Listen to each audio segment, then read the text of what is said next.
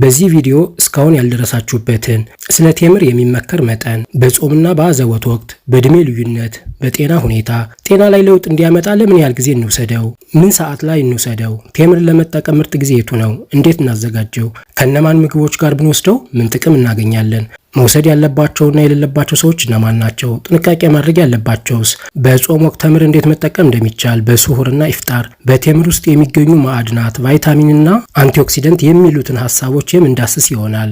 በደንብ እንድትረዱትም ቪዲዮውን ጨርሱት። ላይክ፣ ሰብስክራይብ ይደረግ። ይህን ህይወት ቀያሪ መረጃ መቼም ማጣት አትፈልጉም። ቴምር ጠቃሚ በሆኑ ንጥረ ነገሮች፣ ፋይበር እና አንቲኦክሲደንትስ የበለጸገ እንዲሁም ገንቢ የሆነ ፍሬ ነው። ይህም ለጤናና ለሰውነት ደህንነት ተወዳጅ ምግብ ያደርገዋል። ቴምርን በየቀኑ በምን ያህል መጠን እንውሰደው? ቴምርን በየቀኑ በእድሜ ደረጃ ተከፋፍሏል። ለአዋቂዎች፣ ለልጆች፣ ለአትሌቶችና ለአዛውንቶች ተብለው። ለምሳሌ ለአዋቂዎች በቀን ከ3 እስከ 7 ቴምር መጠቀም አለባቸው፣ ወይም ከ20 እስከ 35 ግራም ገደማ አስተማማኝና ለጤና ጠቃሚ መጠን ነው። ለልጆች በቀን ከ1 እስከ 3 ቴምር መጠቀም ይችላሉ። በእድሜና በእንቅስቃሴ ደረጃ ላይ በመመስረት ለምሳሌ በጣም ጩጬ ከሆነ 1፣ ከፍ ያለ ህፃን ከሆነ ደግሞ እስከ 3 ድረስ ሊደርስ ይችላል። አዛውንቶች በቀን ከ2 እስከ 4 ቴምር ቢወስዱ ጠቃሚ መጠን ነው። ቴምርን ለመውሰድ ወይም ለመጠቀም ምርጥ ጊዜ የቱ ነው የሚለውን ስናይ አንደኛ ጠዋት ነው። ቀኑን በኃይል ለመጀመር የተወሰነ ተምር መውሰድ ጠዋት አሪፍ ነው። ሁለተኛው ቅድመ ስፖርታዊ እንቅስቃሴ ነው። ቴምርን ከስፖርት እንቅስቃሴ በፊት የተወሰነ መውሰድ እንደ ተፈጥሯዊ ፈጣን የኃይል ምንጭ ሆኖ ያገለግላል። ሌላው ምሽት ነው። ምሽት እንደ ጤናማ ጣፋጭ ወይም ዴዘርት ወይም መክሰስ ሆኖ ሊያገለግል ይችላል። ምሽት ካልወሰድን ከምኝታ በፊት ልንወስደው እንችላለን። ተምርን ከወተት ጋር በመዘፍዘፍ መመገብ ዘና ለማለትና ለተሻለ እንቅልፍ ይረዳል። ይሄ ለሁሉም ነው። አሁን ደግሞ ጾም ላይ ስንሆን ቴምርን በምን አይነት መልክ እንውሰደው የሚለውን እናያለን። በጾም ወቅት ቴምር መጠቀም የተለመደ ተግባር ነው። በተለይም በረመዳን ጾም ጊዜ ቴምር በንጥረ ምግብ መጠናቸው፣ በተፈጥሮ ስኳርነታቸውና ለምግብ መፈጨት ምቹነት ጾምን ለማፍረስ ወይም ለማፍጠር በጣም ጥሩ ምርጫ ነው። ጾምን ማፍረስ ወይም በኢፍጣር ጊዜ ፈጣን የሆነ የኃይል ምንጭ ለማቅረብና የደም ስኳር መጠንን ለመሙላት ከ1 እስከ 3 ቴምር መጠቀም ያስፈልጋል። እነዚህን ከ1 እስከ 3 ቴምር ተመግባችሁ ግን ወደ ሙሉ ምግብ ከመግባታችሁ በፊት ውሃን ወይም ሾርባን የተወሰነ መውሰድ ሰውነታችን ሪሃይድሬት ወይም ለማደስ ይጠቅማል። በስሁር ጊዜ ወይም ከጧት በፊት ምግብ ቀኑን ሙሉ ዘላቂ ኃይል ለማግኘት ከ2 እስከ 4 ቴምርን እንደ ተመጣጠነ ምግብ አካል ማካተት ያስፈልጋል። ቴምርን ከፕሮቲን ያሉ ምግቦች ላይክ እንደ ነት፣ እርጎ ወይም እንቁላልና እንዲሁም እንደ ሙሉ እህል ያሉ ምግቦችን አጣምሮ መውሰድ ያስፈልጋል። ይህም ለረጅም ጊዜ የሚቆይ ኃይል ለማግኘት ይጠቅማል። ተምር በሰውነታችን ላይ ለውጥ ወይም ውጤት እንዲያመጣ ለምን ያህል ጊዜ ብንወስደው የተሻለ ነው የሚለውን እንየው። ቴምርን ከ2 እስከ 4 ሳምንታት በመደበኛ ሁኔታ መውሰድ እንደ የምግብ ልመት መሻሻልና የተሻለ የኢነርጂ የኃይል ደረጃ ላይ መሆንን ያሉ ጉልህ ጥቅሞችን ይሰጣል።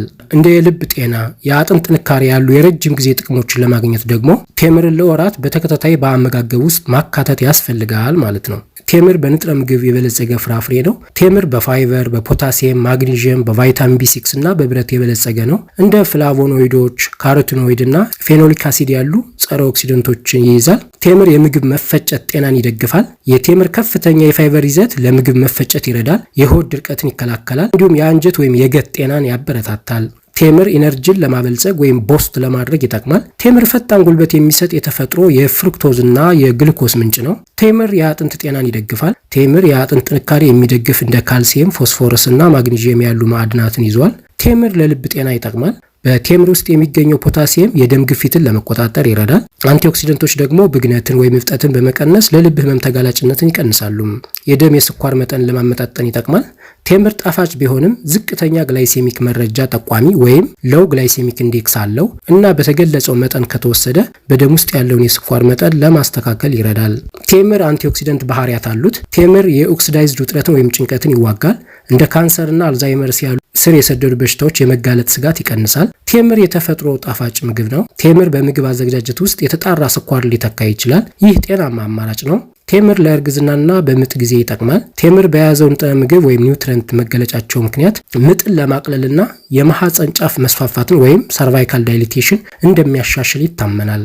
ቴምር ለአእምሮ ጤና ይጠቅማል። ቴምርን መመገብ የአንጎል ጤናን ያሻሽላል። የቴምር አዘገጃጀትና አጠቃቀም ቴምር እንዲሁ እንደተቆረጠ በጥሬው ወይም ሮው መውሰድ ይቻላል። ይህም ጉድጓድ ላይ ያለችው እንጨቷን ካስወገድን በኋላ ቴምርን በቀጥታ መመገብ ይቻላል።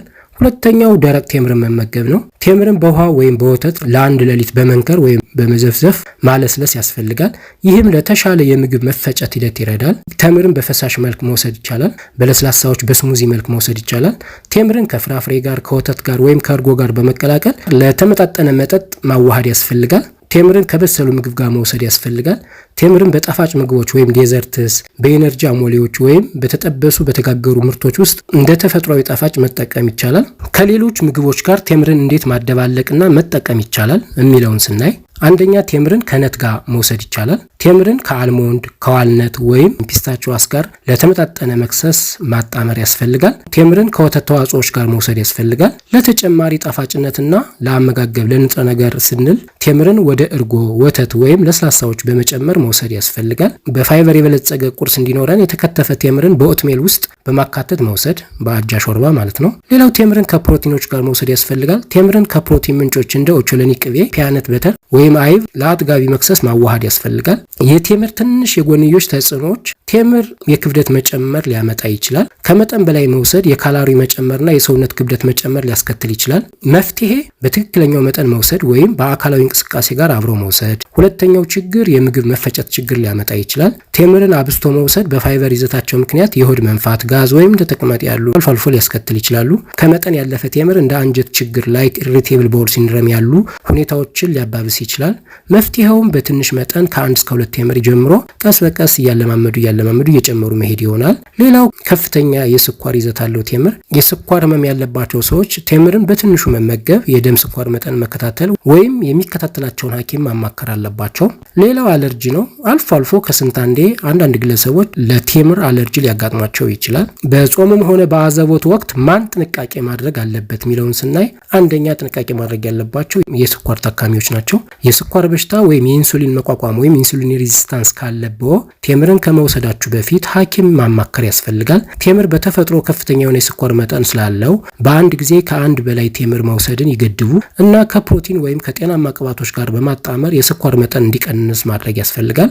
ሌላው የጥርስ ጤናን በተመለከተ ነው። ቴምር ከተመገባችሁ በኋላ አፍን ማጠብ፣ መፋቅ ያስፈልጋል። ምክንያቱም የመጣበቅ ባህሪ ስላላቸው የጥርስ መበስበስ ወይም መቦርቦርን ያመጣል። ቴምር በአጠቃላይ ደህና ሴፍ ሲሆን በመጀመሪያ እርግዝና ወቅት በብዛት ከመጠቀማችሁ በፊት የጤና ባለሙያን ማማከር ያስፈልጋል። ምጥ አካባቢ ሲደርስ ግን አሪፍ ነው። ሌላው የኩላሊት ችግር ያለባቸው ሰዎች ናቸው ጥንቃቄ ማድረግ ያለባቸው። ቴምር ከፍተኛ የፖታሲየም ይዘት ስላለው የኩላሊት ችግር ያለባቸው ግለሰቦች አወሳሰዳቸው መገደብ አለባቸው ወይም ሐኪማቸውን ማማከር አለባቸው ለመጠቀም። በጾምም ሆነ በአዘቦት ቴምርን መጠቀም ያለበት ሰው ማን ነው?